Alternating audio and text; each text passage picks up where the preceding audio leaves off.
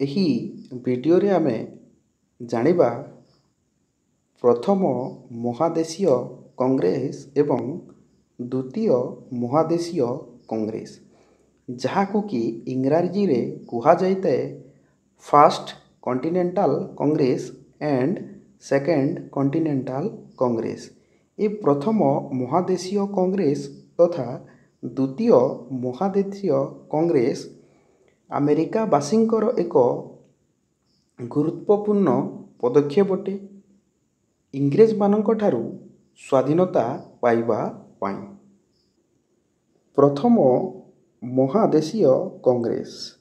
ମହାଦେଶୀୟ କଂଗ୍ରେସ କାହାକୁ କୁହାଯାଏ? ଦେଖ ପିଲାମାନେ, ଆମେରିକାର ଯେଉଁ 13ଟି ଉପନିବେଶ ଥିଲା, ସେହି 13ଟି ଉପନିବେଶର ପ୍ରତିନିଧିମାନଙ୍କ ମିଳିତ ଅଧିବେଶନକୁ କୁହାଯାଏ ମହାଦେଶୀୟ କଂଗ୍ରେସ ବୋଲି। ଏବଂ ଏହି ପ୍ରଥମ ମହାଦେଶୀୟ କଂଗ୍ରେସଟି ତାର ଅଧିବେଶନ ବସିଥିଲା ଫିଲାଡେଲଫିଆ ଠାରେ। କେଉଁ ମସିହାରେ ଫିଲାଡେଲଫିଆଠାରେ ପ୍ରଥମ ମହାଦେଶୀୟ କଂଗ୍ରେସର ଅଧିବେଶନ ବସିଥିଲା? ଦେଖ ପିଲାମାନେ, 1774 ମସିହାରେ। 1774 ମସିହାରେ ଫିଲାଡେଲଫିଆଠାରେ ପ୍ରଥମ ମହାଦେଶୀୟ କଂଗ୍ରେସର ଅଧିବେଶନ ବସିଥିଲା। ଆଚ୍ଛା ପିଲାମାନେ, ପ୍ରଥମ ମହାଦେଶୀୟ କଂଗ୍ରେସର ଅଧିବେଶନ ଫିଲାଡେଲଫିଆଠାରେ 1774 ମସିହାରେ କାହିଁକି ବସିଥିଲା? ତାର ପଛରେ କାରଣ କ'ଣ ଥିଲା?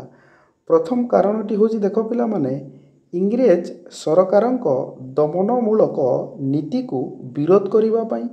ଏବଂ ଦ୍ୱିତୀୟ କାରଣଟି ହେଉଛି ଉପନିବେଶବାସୀ ସଂଗ୍ରାମ କରି ଆମେରିକାକୁ ସ୍ୱାଧୀନ କରିବା ପାଇଁ। ଏ ଦୁଇଟି କାରଣ ପାଇଁ ପ୍ରଥମ ମହାଦେଶୀୟ କଂଗ୍ରେସ ଅଧିବେଶନ ଫିଲାଡେଲଫିଆଠାରେ 1774 ମସିହାରେ ଆୟୋଜନ କରାଯାଇଥିଲା। ଏବଂ ଏହି ପ୍ରଥମ ମହାଦେଶୀୟ କଂଗ୍ରେସରେ କ'ଣ ସ୍ଥିର କରାଯାଇଥିଲା? ଦେଖ ପିଲାମାନେ, ଇଂଲଣ୍ଡ ସହିତ ବ୍ୟବସାୟିକ ସମ୍ପର୍କ ଏହି ଉପନିବେଶବାସୀ ଛିନ୍ନ କରିବେ ବୋଲି ସ୍ଥିର କରାଯାଇଥିଲା। ଏଠି ଯେଉଁ ପ୍ରଥମ ଫଟୋ ଚିତ୍ରଟି ଦେଖୁଛ ପିଲାମାନେ, ମୁଁ ମାର୍କ କରୁଛି। ଦେଖ ଫିଲାଡେଲଫିଆ କେଉଁଠାରେ ଅଛି? ଏଠି ଯେଉଁ ମୁଁ ମାର୍କ କରୁଛି, ଏଇଟା ହେଲା ଫିଲାଡେଲଫିଆ। ଏବଂ ଏହିଠାରେ ହିଁ ପ୍ରଥମ ମହାଦେଶୀୟ କଂଗ୍ରେସ ତଥା ଦ୍ୱିତୀୟ ମହାଦେଶୀୟ କଂଗ୍ରେସର ଅଧିବେଶନକୁ ଆୟୋଜିତ କରାଯାଇଥିଲା। ଦ୍ୱିତୀୟ ମହାଦେଶୀୟ କଂଗ୍ରେସ। ମହାଦେଶୀୟ କଂଗ୍ରେସ ପୁଣି କାହାକୁ କୁହାଯାଏ? ଉପନିବେଶର ପ୍ରତିନିଧିମାନଙ୍କ ମିଳିତ ଅଧିବେଶନକୁ ମହାଦେଶୀୟ କଂଗ୍ରେସ ବୋଲିକି କୁହାଯାଏ। ଏବଂ ଏଇଠି ଆମେ ଜାଣୁଛୁ ଦ୍ୱିତୀୟ ମହାଦେଶୀୟ କଂଗ୍ରେସ ବିଷୟରେ। ସେହି ଦ୍ୱିତୀୟ ମହାଦେଶୀୟ କଂଗ୍ରେସ ମଧ୍ୟ ଫିଲାଡେଲଫିଆଠାରେ ଆୟୋଜନ କରାଯାଇଥିଲା। ଏବଂ ଏହି ଦ୍ୱିତୀୟ ମହାଦେଶୀୟ କଂଗ୍ରେସରେ ଉପସ୍ଥିତ ଥିଲେ ଉପନିବେଶର ପ୍ରତିନିଧିମାନେ। କିଏ କିଏ ମୁଖ୍ୟତଃ ଉପସ୍ଥିତ ଥିଲେ ବା କେଉଁ ପ୍ରତିନିଧିମାନେ ଏହି ଦ୍ୱିତୀୟ ମହାଦେଶୀୟ କଂଗ୍ରେସରେ ପ୍ରତିନିଧି ଭାବରେ ଯୋଗଦାନ କରିଥିଲେ? ଦେଖ ପିଲାମାନେ, Benjamin Franklin, Thomas Jefferson, Samuel Adams ଇତ୍ୟାଦି। ଏହି ଦ୍ୱିତୀୟ ମହାଦେଶୀୟ କଂଗ୍ରେସ 1776 ମସିହାରେ ଆୟୋଜନ କରାଯାଇଥିଲା। କେଉଁ ସ୍ଥାନରେ ଆୟୋଜନ କରାଯାଇଥିଲା? ଫିଲାଡେଲଫିଆଠାରେ ଆୟୋଜନ କରାଯାଇଥିଲା। ଏହି ଦ୍ୱିତୀୟ ମହାଦେଶୀୟ କଂଗ୍ରେସରେ ଆମେରିକାର ସ୍ୱାଧୀନତାର ଘୋଷଣାପତ୍ର ଗୃହୀତ ହୋଇଥିଲା।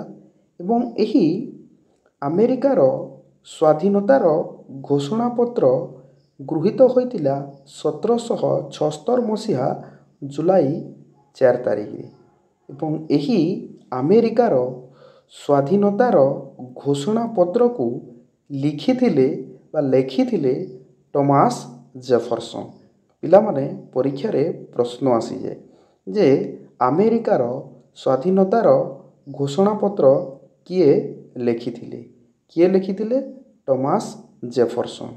ଆମେରିକାର ସ୍ୱାଧୀନତା ଘୋଷଣାପତ୍ର କେବେ ଗୃହୀତ ହେଲା? 1776 ମସିହା ଜୁଲାଇ 4 ତାରିଖରେ। ଆମେରିକାବାସୀ ଯେତେବେଳେ ଆମେରିକାର ସ୍ୱାଧୀନତାର ଘୋଷଣାପତ୍ର ଗୃହୀତ କଲେ। ସେହି ସମୟରେ ଇଂରେଜ ସରକାର ଘୋଷଣା କଲେ ଏହି ଆମେରିକାର ସ୍ୱାଧୀନତାର ଘୋଷଣାପତ୍ର ବିରୋଧରେ। ଏହି ସ୍ୱାଧୀନତାର ଘୋଷଣାପତ୍ରକୁ ଇଂରେଜମାନେ ରାଜଦ୍ରୋହ ବୋଲି ଘୋଷଣା କଲେ। ତା ସହିତ ଆମେରିକାବାସୀଙ୍କୁ ବିଦ୍ରୋହୀ ବୋଲି ଇଂରେଜମାନେ ଘୋଷଣା କଲେ। ଏଠି ଯେଉଁ ତିନୋଟି ଫଟୋଚିତ୍ର ଅଛି, ଏ ତିନୋଟି ଫଟୋଚିତ୍ରକୁ ଦେଖ ପିଲାମାନେ, ମୁଁ ମାର୍କ କରୁଛି।